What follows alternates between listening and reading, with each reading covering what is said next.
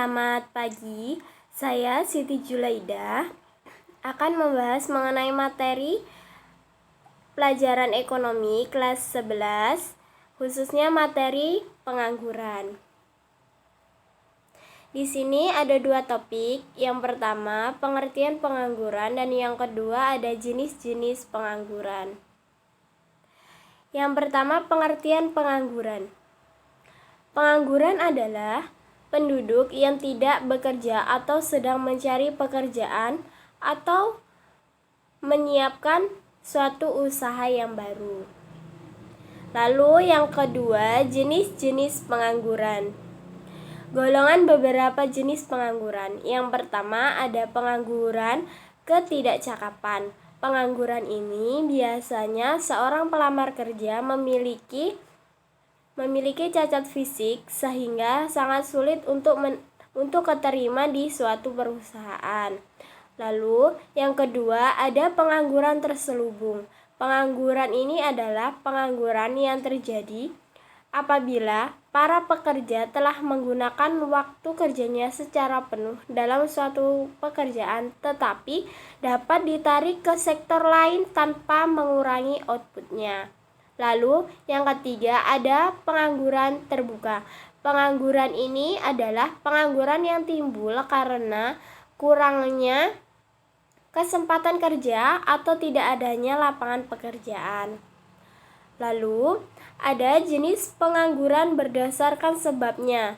Yang pertama pengangguran musiman. Pengangguran yang biasa terjadi pada sektor pertanian, misalnya musim paceklik. Nah, para petani ini akan menganggur selama kurang lebih 3 bulan itu karena sambil menunggu waktu tanam kembali.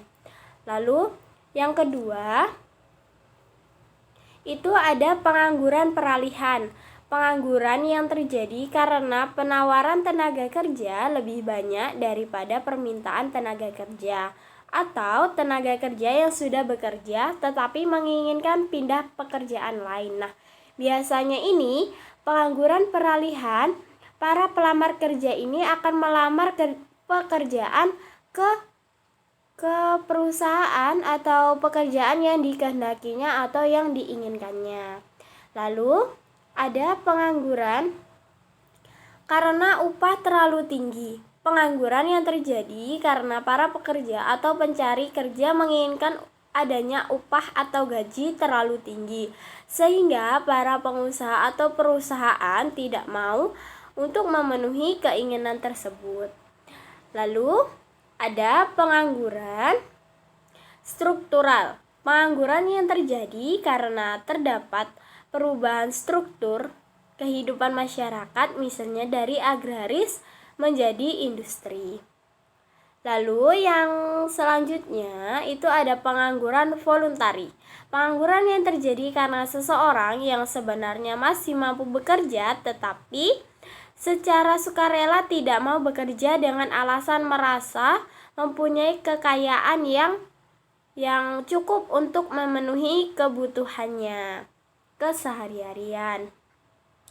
Lalu ada pengangguran teknologi. Pengangguran ini terjadi karena adanya pergantian tenaga manusia dengan tenaga mesin. Nah, biasanya ini banyak sekarang yang kita jumpai karyawan PT itu banyak menganggur karena perusahaan atau PT itu sudah menggunakan teknologi yang cukup modern dalam memproduksi barang